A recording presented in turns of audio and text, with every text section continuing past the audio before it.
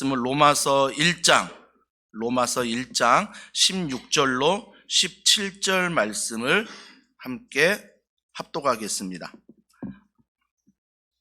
신약성경 제 성경으로 240면에 있는 로마서 1장 16절부터 17절 말씀입니다. 두 절이니까 우리 다 같이 한 목소리로 같이 읽겠습니다. 시작.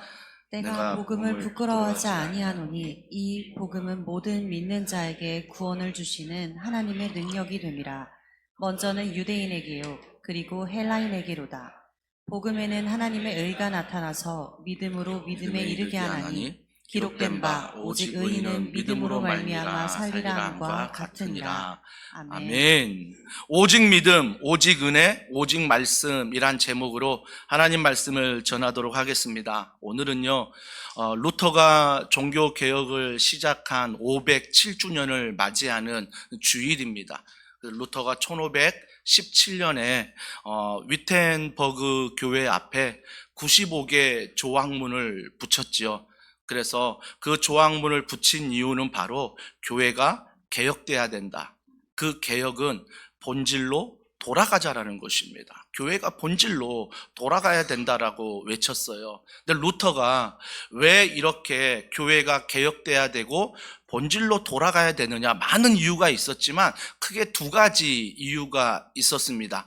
로마에서 이 기독교가 국교가 됨으로 말미암아 무언가 힘을 갖기 시작했어요. 교회가 점점 힘을 갖기 시작해서 나라의 모든 일에 관여하는 것입니다. 좌지우지하는 거죠. 그래서 교회 안에 교황이 엄청난 힘을 갖게 되었습니다. 교황이 힘이 갖게 되니까 카톨릭이 그 안에서 더 힘을 갖게 돼서 한마디로 교황의 힘이 사제에게도 가게 됨으로 말미암아 고해성사라는 게 생겼죠. 그래서 고해성사를 어떻게 합니까? 하나님 앞에 직접 기도하는 게 아니라 우리가 신부 앞에 내 죄를 고백하고 내 죄를 회개하면 그 신부가 죄를 사해주는 그 역할, 그 브릿지의 역할을 하게 된다라는 것입니다. 그렇기 때문에 이 교황이라는 힘과 이 사제라는 신부라는 힘들이 그 당시에 막강했던 것입니다. 이 막강한 힘이 어디로 흘러버렸냐면 면죄부를 판매한 것입니다. 이 면죄부를 판매한 게 뭐냐면 아무리 우리가 죄를 지어도 내가 헌금을 드리면 그 헌금으로 말미암아 내 죄가 용서함 받는다라는 것입니다. 그래서 심지어 많은 사람들이 이렇게 헌금을 드릴 때에 그 당시 동전으로 드리지 않습니까? 그러니까 동전으로 드릴 때 대리석이었어요. 동전으로 드릴 때마다 많은 사람들은 땡그랑 소리가 많이 납니다. 뭐 적게 드린 사람들은 땡그랑 소리가 안 날 수도 있는 거죠. 그러니까 그런 식으로 해서 내가 무언가 하나님 앞에 많은 물질을 드리면 우리 가족이나 친척이나 우리 지인이나 내가 사랑하는 사람이 죽더라도 연옥의 원리를 얘기하죠. 천국이나 지옥의 중간지대에 있는 그 사랑하는 사람이 내가 헌신하고 내가 헌금을 많이 하면 그 중간지대에 있는 연옥설을 주장하는 그 모든 것들이 나로 말미암아 좋은 데로 간다라는 것입니다. 천국에 간다라는 거죠. 그래서 면죄부를 판매하지 않았습니까? 그래서 정말 죄를 지어도 내가 많은 것들을 헌신하고 헌금하면 내 모든 죄가 다 용서함 받는 것처럼 그런 식으로 해서 교회가 타락의 길로 걷고 있었습니다. 이 상황에 루터가 정말 하나님의 말씀으로, 은혜로, 믿음으로 돌아가야 된다라는 그런 종교개혁 주일이 바로 오늘인 것입니다. 루터도요, 스스로가 정말 모태신앙이었습니다. 모태신앙이었는데 그가 살면서 너무 자신이 연약한 것들을 많이 발견합니다. 내가 하나님을 믿고 있는데 나의 연약함이 발견되고 내가 죄를 짓는 나의 모습을 발견하게 되는 거죠. 그래서 수도사로 들어가게 됩니다. 수도사로 들어가서 그가 정말 고행하지 않습니까? 금식도 합니다. 자기 자신을 쳐서 복종시키고요. 그 수도사에서 헌신하면서 고행의 길을 걷고 금식의 길을 걷습니다. 이러면 내 죄가 용서함 받겠지. 이러면 내 죄가 좀 사해지겠지. 그러면서 행위 구원을 주장했습니다. 그런데 오히려 행위로 내 죄를 덮어보려 했지만 오히려 더 마음이 힘든 거죠. 더 마음이 두렵고 더 마음이 불안하고, 여러분 아시잖아요. 왜 두렵고 왜 불안하겠습니까? 행위로 보면요, 나는 이렇게 하는데 옆 사람은 더 하거든요. 더 하는 사람 보면 어때요? 내가 구원받지 못하겠다, 하나님이 나를 기뻐하지 않겠다. 그래서 그 심리로 내가 더 열심히 하게 되는 것, 그러니까 열심히 하게 되는 게 하나님의 은혜와 믿음이 아니라 내 행위라는 것입니다. 내 행위예요, 철저히. 그래서 정말 이 루터가 그 수도사에 들어가서 금식하며 고행하며 무언가 자신의 죄에 대해서 고민하는데, 이건 내가 행위로 구원받을 수 없음을 깨닫습니다. 그때 어떤 말을 하냐면 하나님을 증오하기 시작합니다. 하나님께 화내기 시작합니다. 아니, 이러려면 왜 하나님 믿게 하셨고, 왜 이러려면 나를 선택하셨냐, 구원하셨냐? 내가 어떤 행위로도 구원받을 수 없는 이 모습 안에 있는 내 자신에 대해서 하나님을 원망한다라는 것입니다. 그런데 그가 시간이 흘러 정말 하나님의 은혜로 이 로마서 1장 16절과 17절 말씀을 읽으면서 또 올라온 은혜를 받은 거예요. 오늘 16절 보십시오. 16절 이렇게 시작합니다. 내가 복음을 부끄러워하지 아니하노니 이 복음은 모든 믿는 자에게, 행위가 아니라 모든 믿는 자에게 구원을 주시는 하나님의 능력이 됨이라. 먼저는 유대인에게요, 그리고 헬라인에게로다. 어떤 한 사람만 구원받는 게 아니라 모든 사람에게 주시는 하나님의 은혜라는 것입니다. 은혜라는 거죠. 17절에 또 이렇게 발견했습니다. 복음에는 하나님의 의가 나타난다. 이 하나님의 의가 루터는 어떻게 생각했어요? 내 행위로 생각했거든요. 하나님이 내가 행위를 이렇게 하면 하나님이 나를 기뻐하실 거야, 그래서 나를 구원해 주실 거야, 이렇게 착각했던 것입니다. 그래서 복음에는 하나님의 의가 나타나서 믿음에 이르게 하나니, 행위가 없습니다. 믿음에서 믿음으로 이르게 하는 게 바로 하나님의 의라고 말합니다. 그리고 나서 뭐라고 말합니까? 기록된 바 오직 의인은 행위로 말미암아가 아니라 믿음으로 말미암아 살리라. 이 말씀이 정말 루터에게 들어오는 순간 루터가 회개하고요, 그러면서 자신의 행위 구원이 아니라 오직 믿음으로, 말씀으로 구원을 받는구나. 그래서 이 믿음 안에서 그가 주창한 게 뭐였어요? 오직 믿음이다. 오직 믿음이다. 오직 말씀이다. 오직 믿음과 오직 말씀을 어떻게 받느냐? 오직 은혜로 받는 거다. 오직 은혜로 받는 거다. 이걸 주창하지 않았습니까? 사랑하는 성도 여러분, 우리가 복음에 대해서 오늘 좀 알기를 원하는데요, 이 루터가 정말 16절에 내가 복음을 부끄러워하지 아니하노니에서 은혜를 받았다면 이 복음이 뭐냐는 것입니다. 이 복음이. 그래서 16절에 내가 복음을 부끄러워하지 아니하노니 이 복음은 모든 믿는 자에게 구원을 주시는 하나님의 능력이 됨이라. 먼저는 유대인에게 그리고 헬라인에게로다 라고 말하고 있습니다. 그러면서 이 복음에 대해서 우리는 말해야 되는데, 헬라어로 보면 이 복음은 유앙겔리온입니다. 유앙겔리온인데 여기서 보면 여기서 안겔로스라는 단어, 파송된 자라는 어원을 갖고 있습니다. 파송된 자다. 근데 유앙겔리온이니 이 유는 좋은, 선한 뜻이 있는 것입니다. 그러면 뭐예요?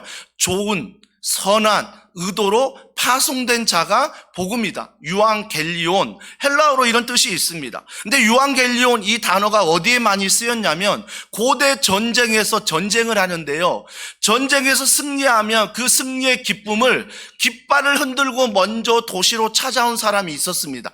그러면서 그 자가 먼저 그 전쟁의 기쁜 소식, 조마조마하고 두려워하고 불안하고 이 전쟁 어떻게 됐을까, 그렇게 살아가는 사람들에게 깃발을 들면서 말을 타면서 이렇게 외칩니다. 유앙겔리온, 유앙겔리온 외치는 거죠. 이겼다는 것입니다. 전쟁에 승리했다는 것입니다. 그런데 이게 성경으로 들어오면서 이 성경 안에서 어떤 의미가 됐습니까? 하나님이 인간을 구원하셨다. 정말 우리가 구원받을 자격이 없는데 하나님이 우리를 사랑하셔서 구원하셨는데 그 구원의 죄 용서의 통로가 예수 그리스도, 십자가 은혜, 보혈의 피, 그 은혜를 믿는 자에게 주시는 하나님의 은혜, 이게 바로 복음이다. 이걸 영어로 말하면 굿 뉴스라고 하지 않습니까? 복된 소식이다. 복된 소식. 그래서 그 당시 전쟁에 승리해서 막 유앙겔리온 막 외친 것처럼 우리가 정말 신앙생활 하면서 복음으로 살아간다면 뭐라고 외쳐야 됩니까? 십자가 은혜다. 하나님의 은혜다. 이걸 외쳐야지요. 근데 어느 순간 우리가 모태신앙이고 어느 순간 교회가 9년이 되면서 점점 사역이 많아지고 점점 교회에 익숙해지고 예배에 익숙해지고 목사님 말씀에 익숙해지고 성도관에 익숙해지고 모든 것이 익숙해지면서 뭐라고 외칩니까? 이제는 굿뉴스를 외치는 게 아닙니다. 내가 어떻게 섬기고 있는데, 내가 이렇게 노력하고 있는데, 내가 이렇게 최선을 다하고 있는데, 여러분 감사한 것은 한 4주 동안 로마서 말씀을 살펴보겠는데요. 제가 언젠가 벼르고 로마서 1장부터 좀 이렇게 강해 설교를 해야 되겠다라고 생각했는데 그럼에도 불구하고 짧게나마 로마서를 주일날 살펴볼 수 있다는 것은 대단한 은혜입니다. 근데 또 하나의 은혜는 새벽 예배예요. 새벽에 갈라디아서 말씀을 살펴본다는 건 엄청난 은혜입니다. 갈라디아서도 믿음에 대해서 얘기하거든요. 그래서 새벽에 나와서 제가 말씀을 전할 때 뭐라고 전했습니까? 많은 성도들이 하나님을 믿는다고 말하는 많은 그리스도인들이 은혜로 시작해요, 신앙생활을. 은혜로 시작하는데 마지막은 뭐로 마치는지 아세요? 율법으로 마쳐요. 내 행위로 마쳐요. 이게 은혜로 시작했던 그 하나님의 은혜가 마지막 끝나는 날에는 은혜가 아니라 율법으로 마칠 때가 얼마나 많은지 모릅니다. 내 신앙생활이 변질이 되는 거죠. 내 신앙생활이 하나님으로 시작해서 하나님으로 끝나야 되는데 내 신앙생활이 하나님으로 시작해서 나로 끝난다라는 것입니다. 나로 끝난다라는 거죠. 이제 내가 하나님 위에 있는 거죠. 내가 하나님 위에 있는 것. 사랑하는 성도 여러분, 이건 복음이 아닙니다. 정말 제가 판단할 수는 없지만 개인적으로 판단한다면, 진짜 개인적으로 주관적으로 판단한다면 진짜 믿음 맞을까? 진짜 그리스도인 맞을까? 막 의심될 때가 너무나 많아요. 제가 막 판단해 버리려고 할 때가 많아요. 야, 저게 진짜 그리스도인 맞아? 가짜일 거야 아마. 하나님만이 판단하셔야 되는데 인간적으로 판단하고 싶은 마음이 얼마나 제 안에 많은지 모릅니다. 근데 감사한 건 뭔지 아세요? 그렇게 판단을 하려고 할 때마다 내 자신을 보게 하시는 하나님. 너는 괜찮니? 너는 괜찮니? 목사 안수 받을 때 좀 뭔가 하나님 앞에 금식도 하고 하나님 말씀 붙잡고 살아간다고 좀 뭔가 열심히 하는 것 같은데 목사 안수 받은 지 이제 10년 넘어가고 15년 넘어가고 1996년에 전도사 시절 하면서 벌써 한 30년 가까이 정말 하나님의 말씀을 전하는 너는 괜찮니? 하나님이 저에게 물어보시거든요. 저에게 물어보시거든요. 감히 그 앞에 저는 괜찮습니다라고 얘기할 수 있을까요? 어느 목사님은 얘기할 수 있을지 몰라도 저는 얘기할 수 없을 것 같아요. 하나님 저는 괜찮지 않습니다. 그래서 오늘도 하나님이 필요합니다. 그래서 처음 시작도 하나님이요, 오늘 이 시간도 하나님인 것입니다. 이게 복음이요, 이게 은혜라는 것입니다. 우리 더원사랑의 교회가 정말 신앙생활할 때 하나님의 은혜로 시작한 이 신앙생활이 율법으로, 행위로, 나로 끝나지 않도록 우리가 어떻게 해야 돼요? 몸부림쳐야 돼요. 이대로 두면 안 된다고요. 무언가 몸부림치고 무언가 하나님 앞에서 우리가 결단하고 무언가 하나님 앞에서 믿음을 가지고 다시 내가 성장하고 성숙하고 내가 하나님 앞에 드릴 수 있는 그런 놀라운 복음, 이 복음 안에 우리가 다시 한번 걸어가야 되는 거죠. 존 스토트 목사님이 이런 얘기했습니다. 난 왜 그리스도인이 되었는가? 나는 왜 그리스도인이 되었는가? 감사하게도 그 책을 보면요, 이렇게 결단합니다. 내가 결단해서 그리스도인이 되는 게 아니라는 거죠. 내가 마음을 먹어서 그리스도인이 되는 거 아니라는 거예요. 하나님께서 예수님을 통해 우리를 사랑하기로 결단하셨다. 내가 결단한 게 아니라 하나님이 결단하셨다. 내가 결단한 게 아니라 예수님이 결단하셨다. 오늘도 내가 선택하는 것 같고 내가 결단한 것 같지만 내가 성령님께 철저히 기도할 때 성령님이 그런 마음을 주셨고 성령님이 그런 결단 가운데 우리를 인도하신다. 인도하신다. 이것이 바로 그리스도인의 모습이라는 것입니다. 이번 한 주 안타까운 소식을 들었습니다.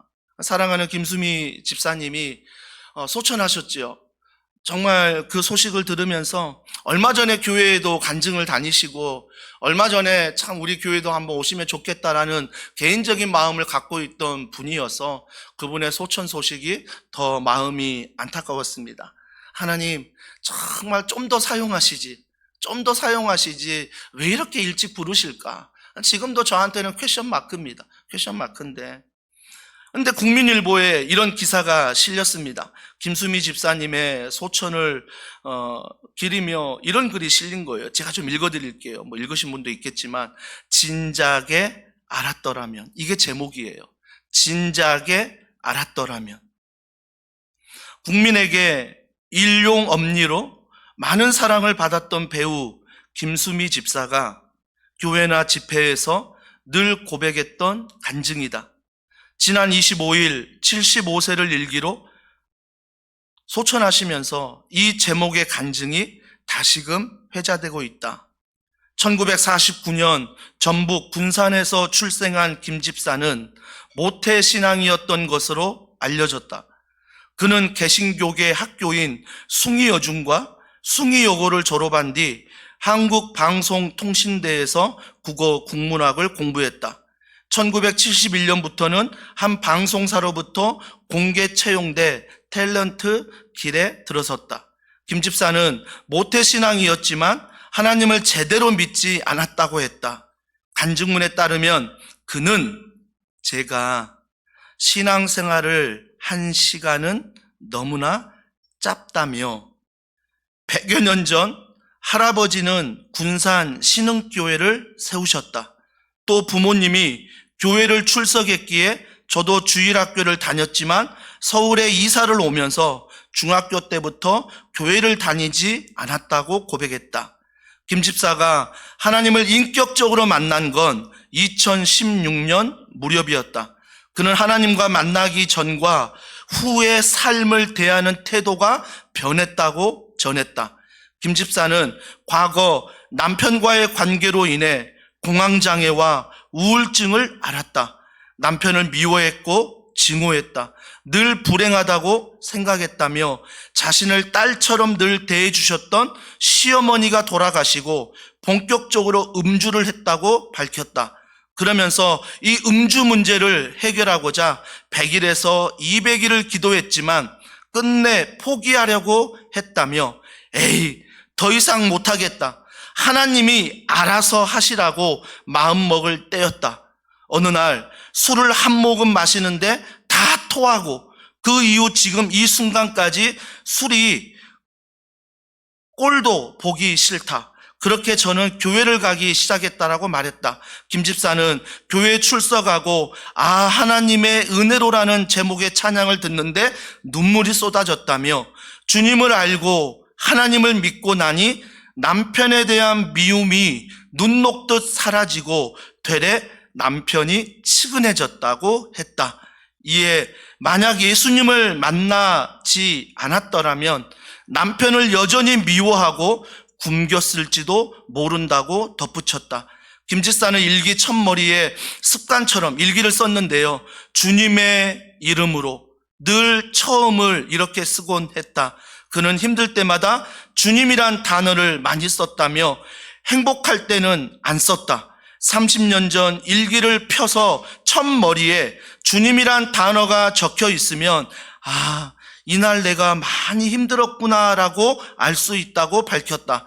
김 집사는 마음 한편에 하나님을 진작 알았더라면 얼마나 좋았을까란 생각을 가졌다고 했다. 그러면서도 지금이라도 알아 다행이라며 미소를 지었다. 제가 인맥도 많고 국민 배우로 불리고 돈과 인기와 명예도 있다 보니 사람들은 저보고 얼마나 좋을까 이렇게 생각합니다. 하지만 사람 사는 건 다 똑같습니다. 20년 전 주님을 만났으면 좋았을 텐데 지금이라도 알아서 다행입니다. 일단 하나님을 만나면 마음이 편해집니다. 환경은 똑같은데 제가 달라집니다. 과거에 저는 늘 공황장애가 있고 불안하고 하늘은 잿빛이었습니다. 하지만 주님을 인격적으로 만나고부터는 모든 사람을 용서하게 되고 인생이 행복합니다. 그러면서 그가 가장 좋아했던 찬양, 하나님의 은혜로 이 쓸데없는 자, 왜 구속하여 주는지 난 알 수 없도다.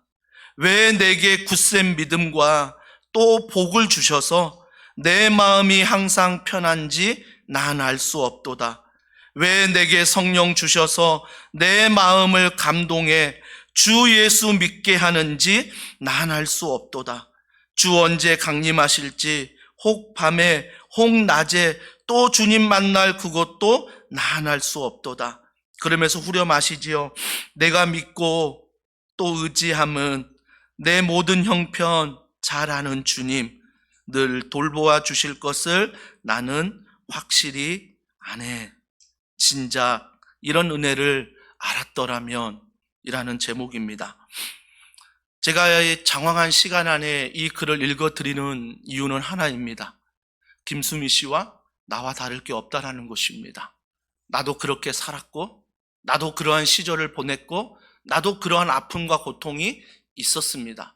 하지만 하나님의 은혜로 지금 이 자리에 서 있는 것입니다. 정말 중요한 것은 잊지 말자는 것입니다. 하나님의 은혜로 서 있는 거지 내가 최선을 다해서 내가 열심히 해서 내가 헌신해서 절대 이 자리에 있는 것 아니라는 것입니다. 그러면서 믿음에 대해서 주님이 이렇게 말씀하셨습니다. 17절에 복음에는 하나님의 의가 나타나서 믿음으로 믿음에 이르게 하나니 기록된 바 오직 의인은 믿음으로 말미암아 살리라 함과 같으니라 라고 말합니다. 여러분, 하나님의 의라고 말하고 있죠, 믿음은. 근데 하나님의 의가 두 가지가 있어요. 어떤 사람들은 하나님의 의를 들으면 공의의 하나님, 나를 벌하시고 내 죄를 야단치시는 하나님, 그래서 무서운 거예요. 하나님이 너무 무서우니까 내 신앙생활이 어때요? 내 행동 하나 똑바로 해야 돼? 내 말 한마디 똑바로 해야 돼? 야, 똑바로 살아. 하나님께 벌 받아. 그러면서 뭐예요? 잠깐 안 좋은 일만 생기면 뭐라고 고백해요? 봐, 하나님이 벌하시는 거야. 그래서 너가 주일 성수하랬잖아. 그래서 너가 기도하라고 했잖아. 그래서 VIP 작정하라고 했잖아. 그래서 너가 교회 생활 열심히 하라고 했잖아. 하나님의 의를 늘 공의로만 보면요, 정의로만 보면요, 내 신앙생활은요, 내 열심뿐이 없어요. 내 최선뿐이 없다고요.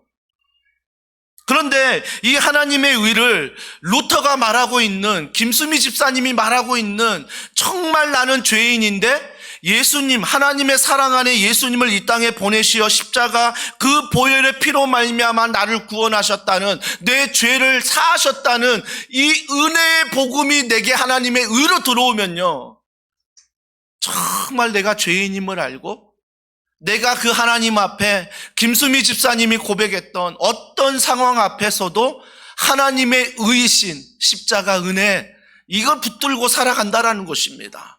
그게 행복하든 그게 정말 비참하든 상관없이 하나님의 의는 십자가의 은혜야.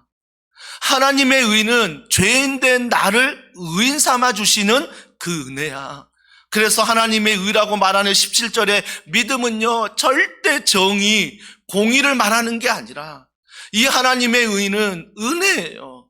죄인된 나를 사랑하시는, 그래서 그 사랑을 십자가 안에서 보여주시는 그 사랑, 부활하셔서 이 땅의 삶이 끝이 아니라고 말씀하신 그 놀라운 주님의 사랑, 그 사랑이 바로 우리가 믿는 하나님의 의로움이라는 것입니다. 그래서 이 의로움이 뭐라고요? 17절 다시 보세요. 복음에는 하나님의 의가 나타나서 믿음으로 믿음에 이르게 한다는 것입니다. 믿음으로 믿음에 이르게 한다는 게 무슨 말이에요? 간단하게 아브라함 보시면 알아요. 아브라함이 15장 6절에 아브라함이 여호와를 믿으니 여호와께서 이를 그의 의로 여기시고라고 말합니다. 여러분, 아브라함의 생애를 알잖아요. 우리의 믿음의 조상이 아브라함인 게 창피할 때가 얼마나 많았습니까? 우상을 만드는 집안이었고요. 정말 하나님의 그런 은혜를 입었지만 자기 자신 살려고 아내를 죽음의 지경으로 몰아넣은 사람이 아브라함이고요.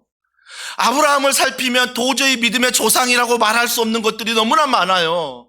근데 이런 사람을 왜 하나님은 믿음의 조상이라고 말씀하실까?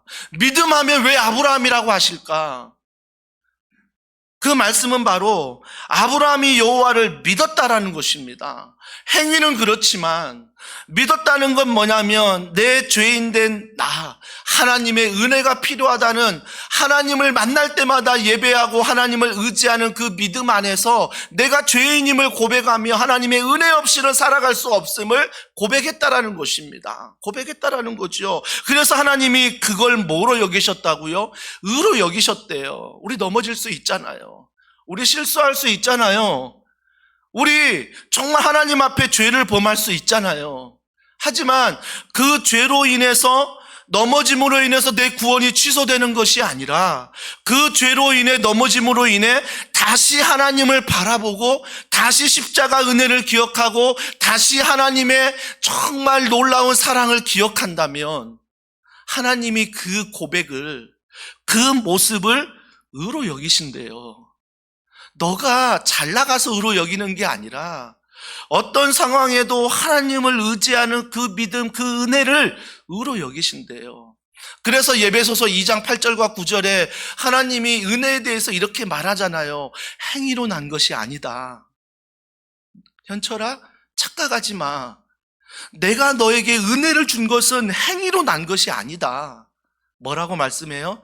하나님의 선물이다. 하나님의 선물이다. 저는요, 그 선물을 받을 때마다 자격 없는 나에게 주시는 하나님의 선물이 너무나 황송한 거예요. 정말 한 주간 나의 삶을 돌아보는데 하나님을 내가 아버지라 부를 수 있는 자격 없는 난데 아버지라 부를 수 있는 그 은혜를 내게 주신 그 하나님이 너무나 감사한 거예요. 감사한 거예요. 무언가 대단해서가 아니라요. 무언가 내가 열심히 해서가 아니라 죄인 된 나를 사랑하시는 은혜. 로마서가 그거 아닙니까? 죄인 된 너를 사랑하시는 하나님의 은혜. 죄인 된 너를. 그걸 믿는 자들 안에서 의로 여기신대요. 그걸 믿는 자 의로 여기신다는 것입니다. 그래서 복음은요, 반드시 믿음이 필요하고요, 복음과 믿음은요, 율법이 아니라 은혜라는 것입니다. 은혜라는 거죠, 은혜. 간단하게 살펴볼게요. 그래서 우리는 첫 번째, 나와 나의 관계가 진실해야 된다라는 것입니다. 하나님을 믿는, 정말 하나님을 사랑하는 우리들인데 나와 나의 관계를 잘 못하는 분들이 너무 많아요. 나에게 이런 질병이 있고, 나에게 이런 어려움이 있고, 나에게 이런 고통이 있는데, 야, 내가 벌 받았나 봐. 아, 내가 저주 받았나 봐. 그러면서 하나님을 오해하고 하나님을 두려워하는, 그래서 온통 하나님을 믿는다 하면서도 뭐로 살아가요? 두려움 속에 살아가요. 마음의 평안이라고는 일도 없어요. 김수미 집사님 고백이 그래서 맞잖아요. 정말 공황장애가 오고 우울증이 찾아와서 술 한 모금 마시지 않으면 잠을 잘 수 없는 그런 상황. 얼마나 힘들겠냐고요. 얼마나 어렵겠냐고요. 우리가 그들을 측은히 여기고 불쌍히 여기는 그 마음, 그래서 VIP들이 그렇게 살아가지만 정죄하지 않고 우리가 그들을 위해서 기도하는 마음, 그걸 하나님이 의로 여기신대요. 하나님이 의로 여기신대요. 여러분, 우리가 조금 전에 찬양했지만 모든 것이 은혜라고 고백하는 게 쉬워요, 어려워요?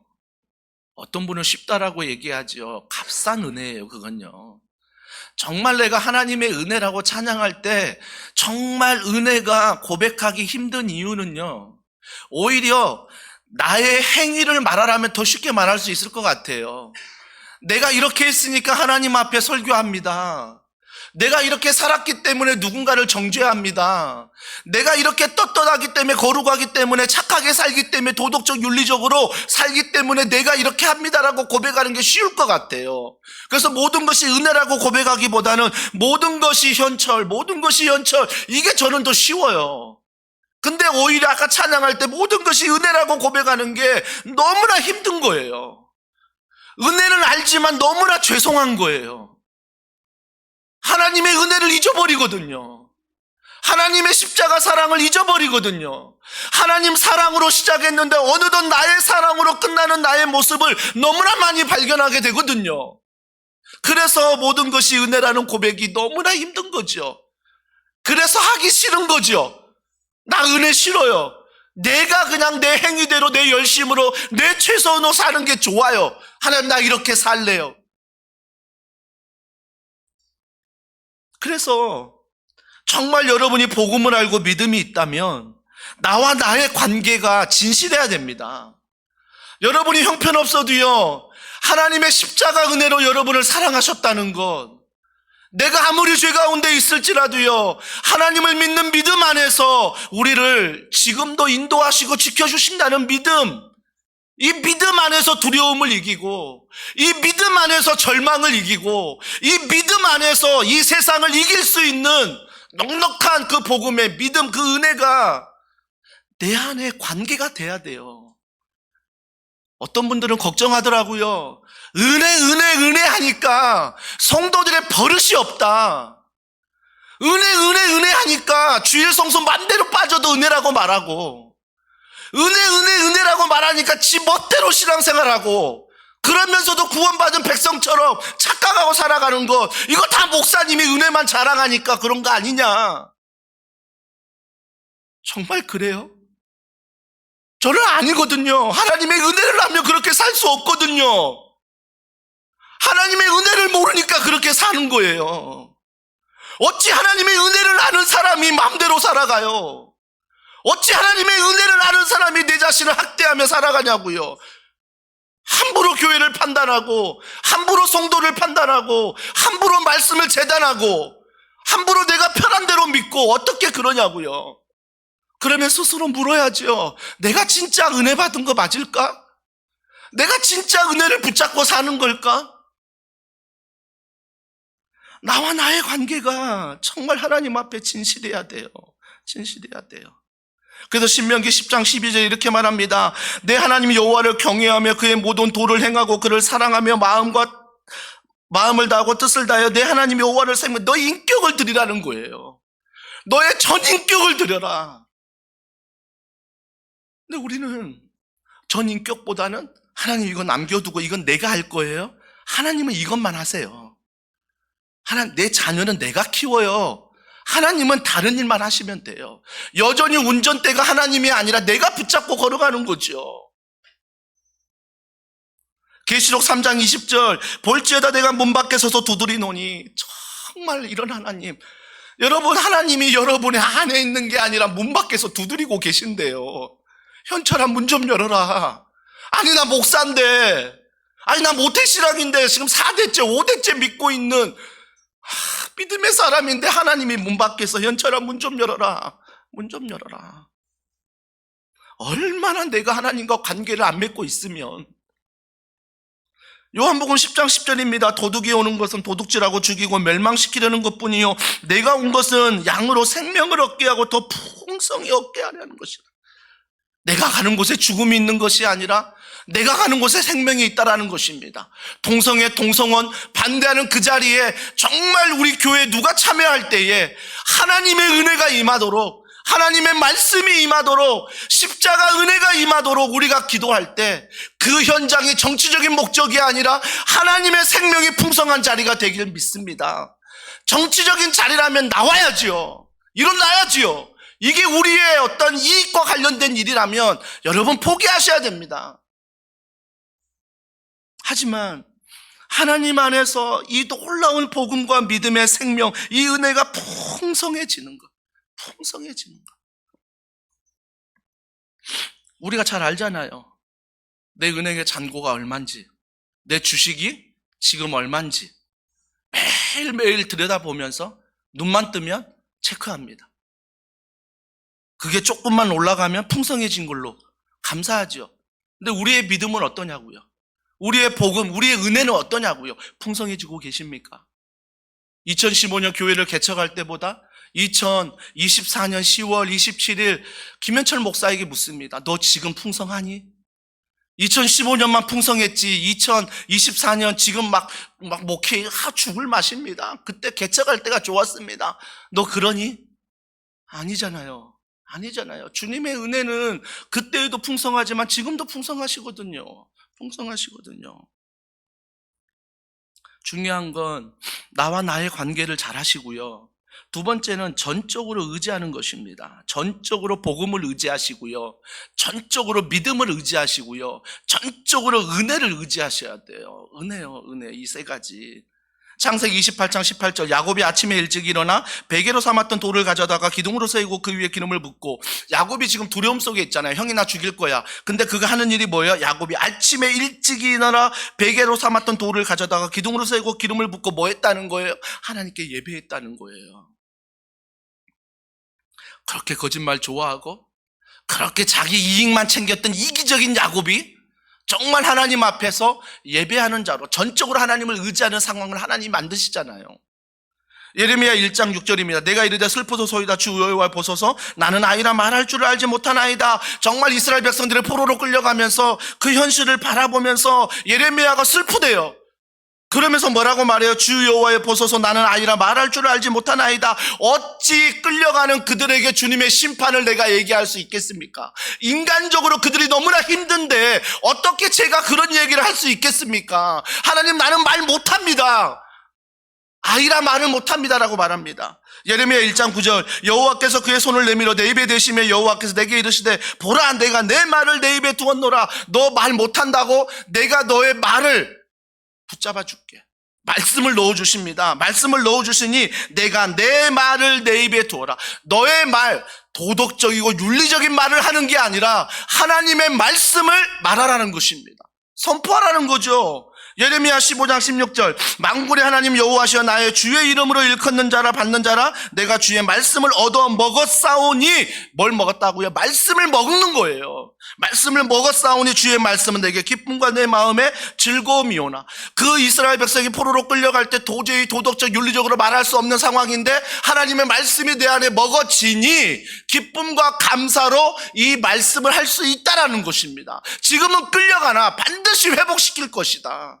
우리가 회개하자. 우리가 다시 여호와께 돌아가자.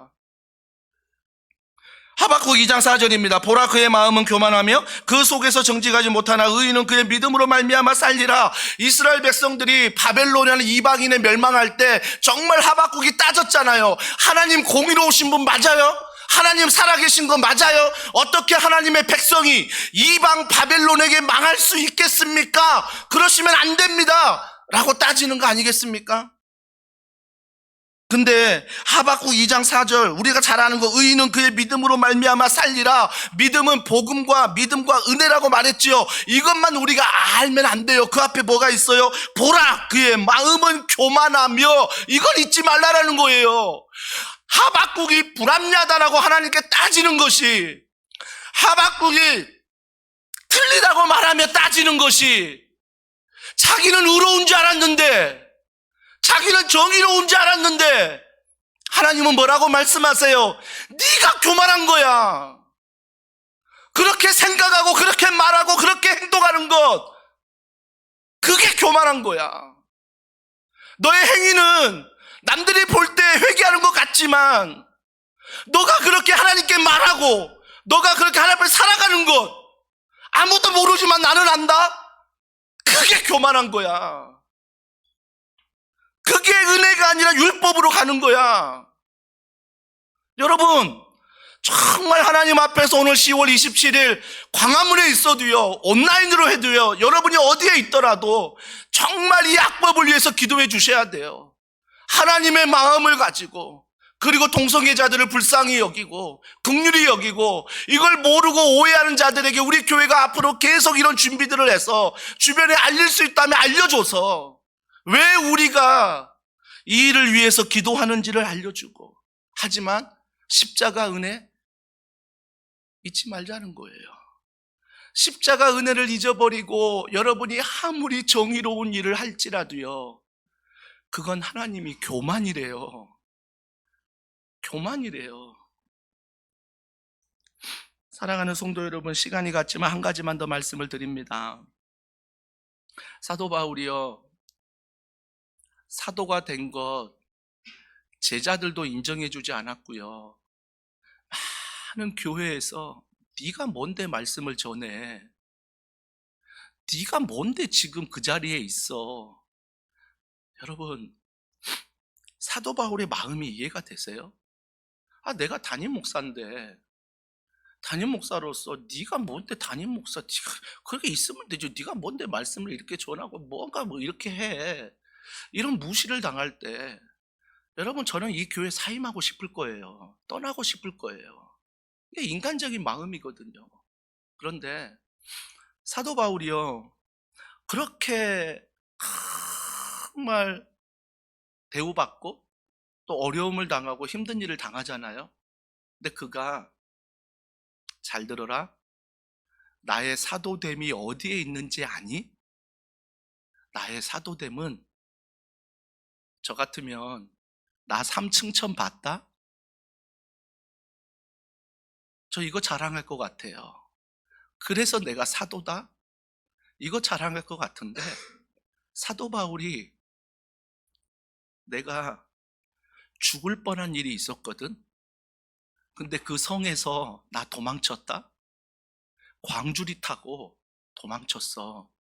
내가 얼마나 두려운지 아니? 이게 나의 사도됨이야.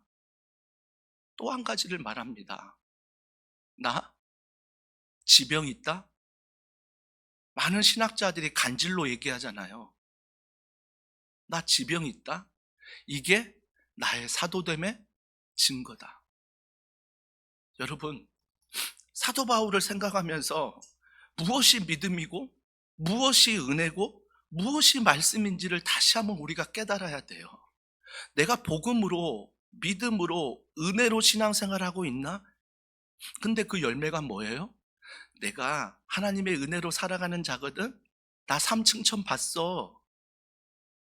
나 담에색에서 예수님 만났거든. 이게 나는 은혜로 사는 자의 증거라고 생각했어요. 근데 사도 바울은 나 너무 두려워서 그 성에서 광주리로 도망친 그 순간, 내가 지병을 가지고 간질로 인해서 고생하는 그 순간, 그 순간이 하나님의 사도됨의 증거래요. 왜요? 나의 나된 것은 오직 하나님의 은혜라고 고백했거든요. 내가 무서워서 두려워서 하나님 의지하며 광주리 그거 타고 도망가는 자일지라도, 내가 오늘도 간질병으로 정말 고치지 못해서 너무너무 힘든 순간일지라도 나의 나된 것은 오직 하나님의 은혜다. 내가 은혜를 자랑하는 것은 담에색 도상에서 만난 하나님, 그걸 자랑하는 것이 아니라, 내가 삼층천을 봤다는 그걸 내가 간증하는 게 아니라, 이것이 바로 내가 사도됨의 증거고, 이것이 바로 내가 하나님의 의대받은 자의 증거다. 저는요, 이러한 증거들이 더원 사랑의 교회 모든 성도들에게 있기를 바라요. 무언가 형통해서, 무언가 대단해서 이게 바로 하나님이 나를 사랑하시는 은혜야라고 고백하기보다는, 정말 김수미 집사님처럼 어떤 질환을 겪고 있고 어떤 고통의 상황에 있을지라도 하나님이 나와 함께 하신다는 그 십자가 은혜를 기억할 때 그 모든 상황을 넉넉히 이길 수 있는, 그 모든 상황에 끌려가는 것이 아니라 하나님의 십자가 은혜가 작동을 하여 은혜가 그 상황을 끌고 갈 수 있는, 이걸 자랑할 수 있는, 이걸 은혜라 말할 수 있는. 그래서 루터가 507년 전에 정말 종교개혁을 일으켰던 오직 믿음, 오직 은혜, 오직 말씀이 우리 더원 사랑의 교회 안에 향후 10주년이 돼서 20주년, 30주년이 돼도 변함없는 그 은혜가 우리 삶 가운데 가득하기를 주님의 이름으로 축복합니다. 우리 이 시간 이 찬양 기억하시면, 이 말씀 기억하시면서 이 찬양 함께 고백하면 좋겠습니다. 약할 때 강함 되시는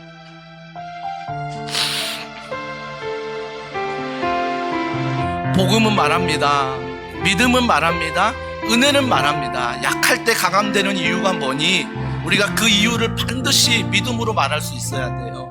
이 찬양 고백합니다.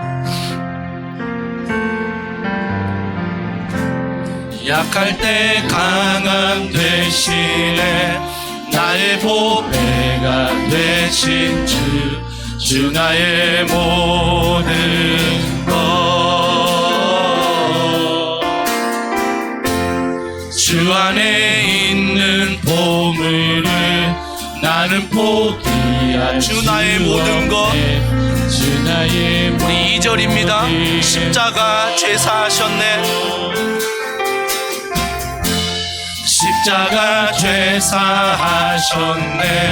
주님의 이름 찬양 주님 주 나의 모든 것 쓰러진 나를 세우고 쓰러진 나를 세우고 나의 빛 그분이 누구십니까? 주 나의 모든 우리 그분을 찬양합니다. 예수 어린 양 예수 어린 양 존귀하기를 예수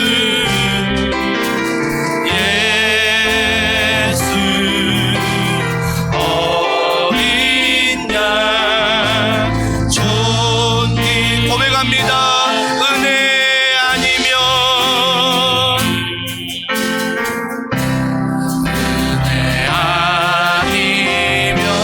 나서지 못하네 나서지 못하네 그 은혜가 무엇입니까? 십자가의 그 사랑 능력 아니며 나서지 못하네 우리 고백합시다. 은혜 아니면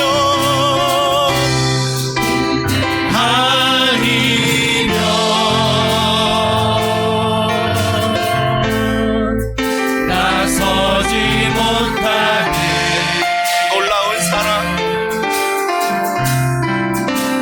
놀라운 사랑 그 은혜 아니며 한 번 더 고백합시다. 은혜 아니면 은혜 아니면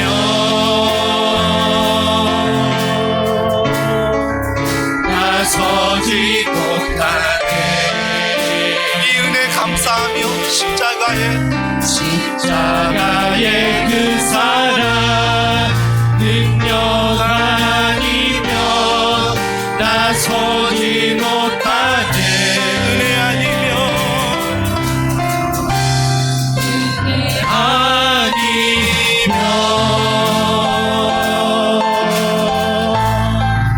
나서지 못하네 놀라운 사랑